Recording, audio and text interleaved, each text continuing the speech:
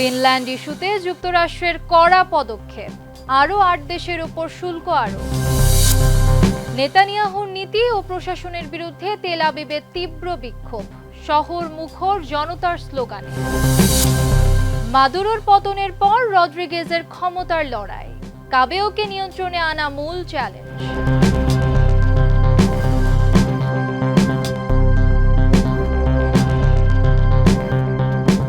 দর্শক, আমন্ত্রণ মাই TV I নিউজে। এতক্ষণ দেখছিলেন শিরোনাম, সাথে আছি আমি আমাতুল আজিজ উর্মি। নায়াসিনামাইড ও স্যালিসাইলিক সমৃদ্ধ লিলি ফেস ওয়াশ যা ফেসের ডেড স্কিন সেল দূর করে দেয় দ্বিগুণ ফাস্টার ব্রাইটেনিং। গ্রিনল্যান্ড নিয়ে বিরোধিতায় 8 ইউরোপীয় দেশের উপর শুল্ক আরোপের ঘোষণা দিয়েছেন ট্রাম্প।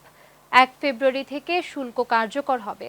ইউরোপ এই হুমকিতে পিছু হটবে না এবং ডেনমার্কের অনুরোধে গ্রিনল্যান্ডে সীমিত সেনা মোতায়েন শুরু হয়েছে। ডেনমার্কের স্বায়ত্তশাসিত অঞ্চল গ্রিনল্যান্ড অধিগ্রহণ ইস্যুতে বিরোধিতা করায় ইউরোপের 8টি মিত্র দেশের উপরে শুল্ক আরোপের ঘোষণা দিয়েছেন মার্কিন প্রেসিডেন্ট ডোনাল্ড ট্রাম্প। কোনো সমঝোতা না হওয়া পর্যন্ত আগামী 1 ফেব্রুয়ারি থেকে এই শুল্ক কার্যকর হবে বলে জানিয়েছেন তিনি। 17 জানুয়ারি ট্রাম্প ট্রুথ সোশ্যালে জানান, Denmark, Norway, Sweden, France, Germany, Netherlands, Finland ও যুক্তরাজ্য থেকে আমদানি করা সব পণ্যে প্রথমে 10% শুল্ক আরোপ করা হবে, যা 1 জুন থেকে 25% হবে এবং চুক্তি না হওয়া পর্যন্ত বহাল থাকবে। ট্রাম্প বলেন, গ্রিনল্যান্ডে ইউরোপীয় দেশগুলোর সাম্প্রতিক সফরের প্রতিক্রিয়ায় এই পদক্ষেপ নেওয়া হয়েছে। তিনি অভিযোগ করেন, তারা যুক্তরাষ্ট্রের নিরাপত্তা পরিকল্পনার বিরুদ্ধে বিপজ্জনক খেলা করছে। এছাড়া মার্কিন ক্ষেপণাস্ত্র প্রতিরক্ষা ব্যবস্থা গোল্ডেন ডোম এর কারণে গ্রিনল্যান্ড কৌশলগতভাবে গুরুত্বপূর্ণ এবং জাতীয় নিরাপত্তা ও কানাডার সুরক্ষার জন্য গুরুত্বপূর্ণ। এর আগে 16 জানুয়ারি হোয়াইট হাউসে এক বৈঠকে ট্রাম্প বলেন, যদি এই দেশগুলো গ্রিনল্যান্ড ইস্যুতে যুক্তরাষ্ট্রের সঙ্গে একমত না হয়, আমি তাদের উপরে শুল্ক আরোপ করতে পারি, কারণ জাতীয় নিরাপত্তার জন্য গ্রিনল্যান্ড আমাদের অপরিহার্য। মার্কিন হুমকির জবাবে ইউরোপীয় দেশগুলো কঠোর অবস্থান নিয়েছে। তারা জানিয়েছে, শুল্কের হুমকি তাদের পিছু হটাতে পারবে না এবং প্রয়োজনে ঐক্যবদ্ধভাবে প্রতিক্রিয়া দেওয়া হবে। ইউরোপীয় কাউন্সিলের প্রেসিডেন্ট অ্যান্তনিও কস্তা বলেন, ইউরোপীয় ইউনিয়ন আন্তর্জাতিক আইন ও সদস্য রাষ্ট্রের ভূখণ্ড রক্ষায় একযোগে কাজ করছে।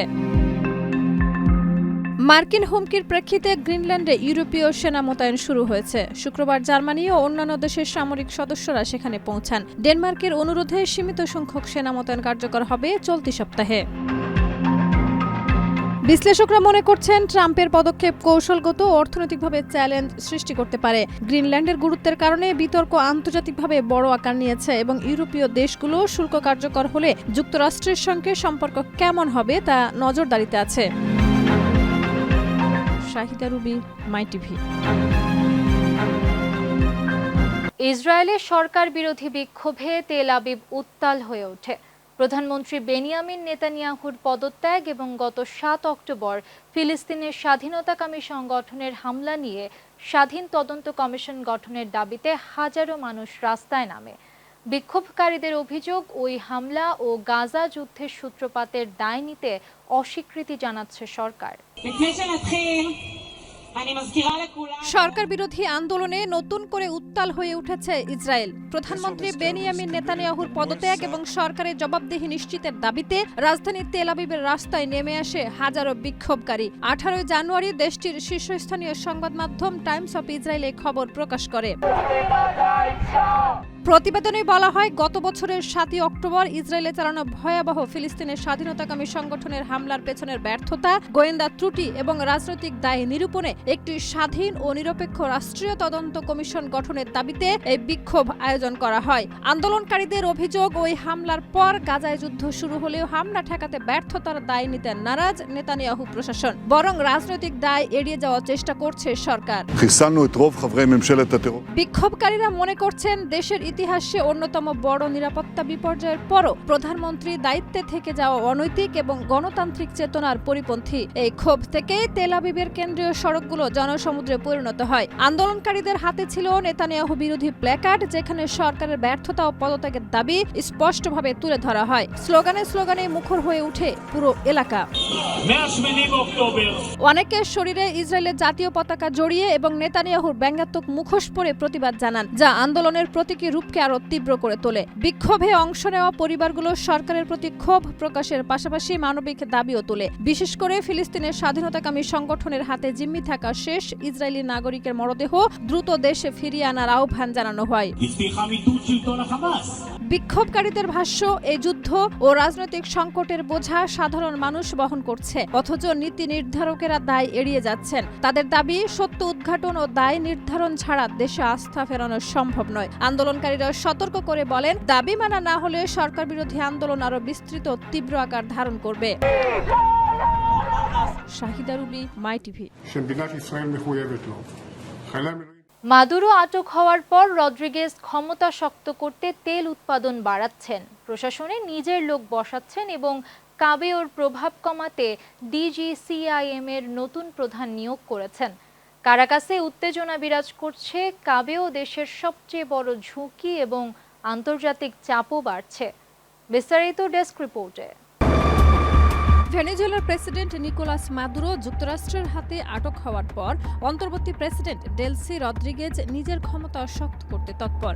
তিনি তেল উৎপাদন বাড়াচ্ছেন এবং গুরুত্বপূর্ণ প্রশাসনিক পদগুলোতে নিজের বিশ্বস্তদের নিয়োগ দিচ্ছেন। রদ্রিগেজ একজন কঠোর ও নীরব স্বভাবের টেকনোক্র্যাট। ক্ষমতা নেওয়ার পর তিনি অর্থনীতি সামলাতে কেন্দ্রীয় ব্যাংকার এবং প্রেসিডেন্সিয়াল চিফ অব স্টাফ নিয়োগ দিয়েছেন। সবচেয়ে গুরুত্বপূর্ণ পদক্ষেপ হিসেবে তিনি সামরিক গোয়েন্দা সংস্থা ডিজিসিআইএম এর নতুন প্রধান নিয়োগ দিয়েছেন, মেজর জেনারেল গুস্তাভো গঞ্জালেজ। এতে তিনি প্রধান প্রতিদ্বন্দ্বী কাবেওর প্রভাব নিয়ন্ত্রণে আনার চেষ্টা করছেন। কাবেও ক্ষমতাসীন দলের প্রধান এবং সাবেক সেনা। মাদুরো আটক হওয়ার পর তিনি হুমকিমূলক বক্তব্য দিয়েছেন এবং যুক্তরাষ্ট্রের পক্ষ থেকে তার উপর $25 বিলিয়ন পুরস্কার ঘোষণা করা হয়েছে।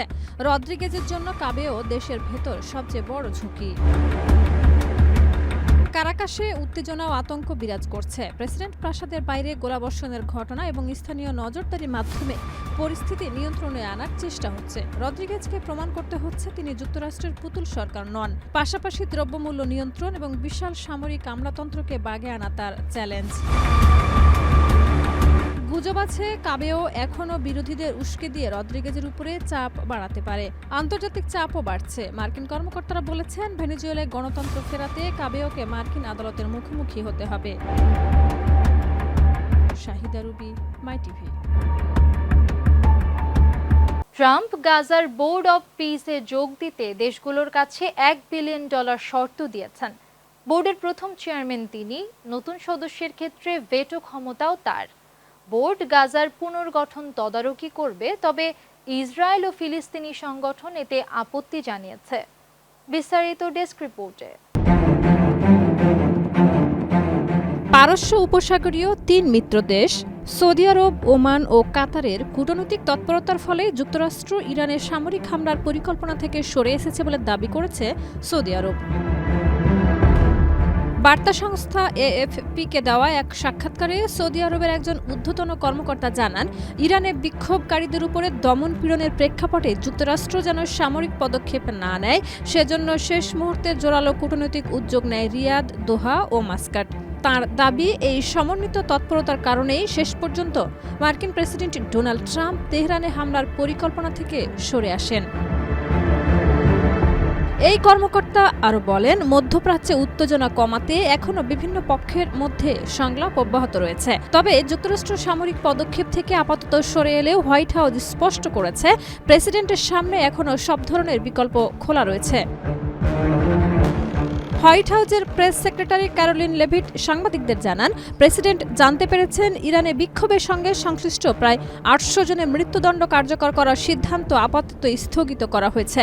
যদিও তিনি সতর্ক করে বলেন, বিক্ষোভকারীদের উপরে হত্যাকাণ্ড অব্যাহত থাকলে এর ভয়াবহ পরিণতি ভোগ করতে হবে তেহরানকে। বুধবার এক বক্তব্যে ট্রাম্প জানান, অত্যন্ত নির্ভরযোগ্য সূত্র থেকে তিনি আশ্বাস পেয়েছেন যে মৃত্যুদণ্ডগুলো কার্যকর করা হবে না। একই সময়ে পারস্য উপসাগরীয় মিত্র দেশগুলো তাকে সামরিক পদক্ষেপ থেকে বিরত রাখতে সক্রিয় ছিল। ফক্স নিউজকে দেওয়া সাক্ষাৎকারে ইরানের পররাষ্ট্রমন্ত্রী আব্বাস আরাগচি বলেন, আজ বা আগামীকাল কোনো ফাঁসি হবে না। এ বিষয়ে ট্রুথ সোশ্যালে ট্রাম্প মন্তব্য করেন, এটি ভালো খবর, আশা করি এটি অব্যাহত থাকবে। মূল্যস্ফীতি ও জীবনযাত্রার ব্যয় বৃদ্ধির প্রতিবাদে শুরু হওয়া সরকারবিরোধী বিক্ষোভ সম্প্রতি ইরানের প্রায় সব প্রদেশেই ছড়িয়ে পড়েছে। শাহিদা রুবি, মাই টিভি। সৌদি প্রবীণ নাগরিক শেখ নাসের বিন রাদ্দান আল রশিদ আল ওয়াদাই ১৪২ বছর বয়সে মৃত্যুবরণ করেছেন। মরুভূমির প্রাচীন জীবন থেকে আধুনিক সৌদি আরবের উত্থান পর্যন্ত তিনি সবকিছু সাক্ষী ছিলেন। মৃত্যুকালে তিনি ১৩৪ সন্তান ও নাতি নাতনি রেখে গেছেন এবং তার শেষকৃত্যে ৭,০০০-এর বেশি মানুষ অংশ নেন। বিস্তারিত প্রতিবেদনে। সময়ের ঘূর্ণনে প্রায় ১.৫ শতাব্দী পার করে চোখের সামনে বদলে যেতে দেখেছেন পুরো বিশ্ব। মরুভূমির বালুচার ঘেরা প্রাচীন আরব সমাজ থেকে আধুনিক প্রযুক্তি নির্ভর সৌদি আরবের উত্থান সবকিছুরই নীরব ও জীবন্ত সাক্ষী ছিলেন সৌদি আরবের সবচেয়ে প্রবীণ নাগরিক শেখ নাসের বিন রাদ্দান আল রশিদ আল ওয়াইদা। দীর্ঘ জীবনের ইতি টেনে অবশেষে চিরবিদায় নিয়েছেন তিনি। পরিবারের দাবি অনুযায়ী মৃত্যুকালে তাঁর বয়স হয়েছিল ১৪২ বছর। গত ১১ই জানুয়ারি সৌদি আরবের দাহরান আল এলাকায় শেষ নিঃশ্বাস ত্যাগ করেন এই প্রবীণ ব্যক্তি। যদি এই দাবি সঠিক হয় তবে তার জন্ম হয়েছিল ১৯ শতকে। ১৯৩২ সালে সৌদি আরব রাষ্ট্র হিসেবে আত্মপ্রকাশ করার বহু আগেই। জীবনের দীর্ঘ পরিক্রমায় তিনি প্রত্যক্ষ করেছেন প্রথম ও দ্বিতীয় বিশ্বযুদ্ধের ভয়াবহতা। প্রত্যন্ত মরু অঞ্চলের সাধারণ জীবনযাপন থেকে শুরু করে আধুনিক নগরায়ন, প্রযুক্তির বিস্তার ও রাষ্ট্রীয় রূপান্তর সব পরিবর্তন খুব কাছ থেকে দেখেছেন তিনি। একাধিক সৌদি শাসকের শাসনামল তার চোখের সামনে দিয়ে অতিক্রান্ত হয়েছে, যা বর্তমান প্রজন্মের কাছে যেন ইতিহাসের জীবন্ত দলিল। যারা তাকে কাছ থেকে চিনতেন তাদের মতে শেখ নাসেরের জীবনের দুই মূল ভিত্তি ছিল অটল ধর্মবিশ্বাস ও পরিবার। জীবদ্দশায় তিনি ৪০ বারেরও বেশি পবিত্র হজ পালন করেন। বার্ধক্য কিংবা শারীরিক সীমাবদ্ধতা কখনোই তার বিশ্বাসে টান ধরাতে পারেনি।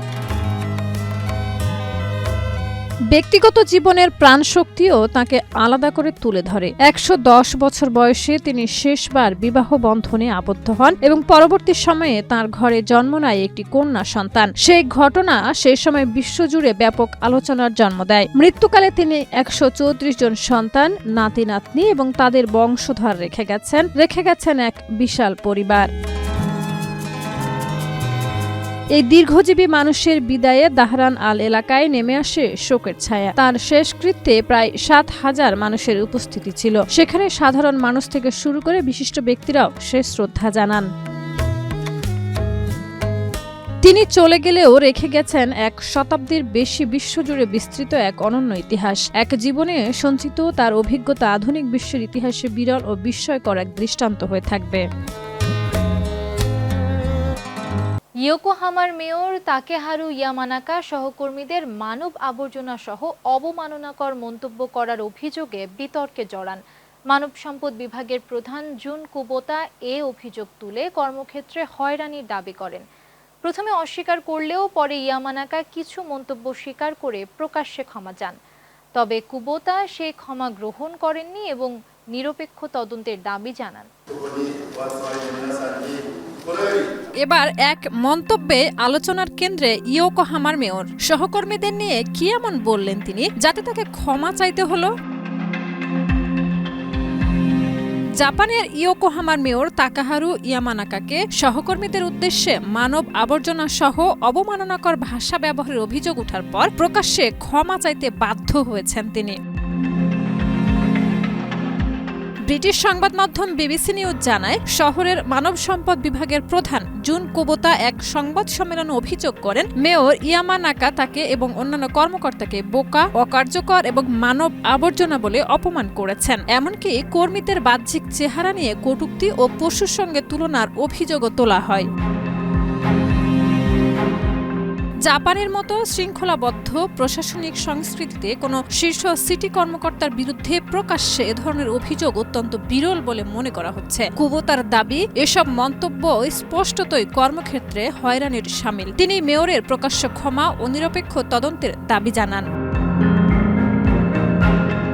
প্রথমে নিজের ব্যক্তিগত ওয়েবসাইটে দেওয়া বিবৃতিতে সব অভিযোগ অস্বীকার করেন ইয়ামানাকা। তবে পরে তিনি অবস্থান বদলে কিছু মন্তব্যের সত্যতা স্বীকার করে শুক্রবার আনুষ্ঠানিকভাবে ক্ষমা চান। ক্ষমা প্রার্থনার সময় মেয়র বলেন, আমি আন্তরিকভাবে দুঃখিত। এসব মন্তব্যের কারণে মানব সম্পদ পরিচালকের উপর মানসিক চাপ সৃষ্টি হয়েছে। তিনি জানান, কর্মীদের মূল্যায়ন সংক্রান্ত আলোচনার সময় এই মন্তব্য করা হয়েছিল, তবে চেহারা নিয়ে কটূক্তির অভিযোগ তিনি অস্বীকার করেন। তবে অভিযোগকারী কর্মকর্তা জুন কুবোতো এই ক্ষমা গ্রহণ করেননি। তার ভাষায়, মেয়র যেসব কথা স্বীকার করেননি সেগুলো তিনি বলেছেন, তাই এই ক্ষমা আমার কাছে গ্রহণযোগ্য নয়। দর্শক, এই ছিল আজকের মাই টিভি আই নিউজ। ধন্যবাদ এতক্ষণ সাথে থাকার জন্য।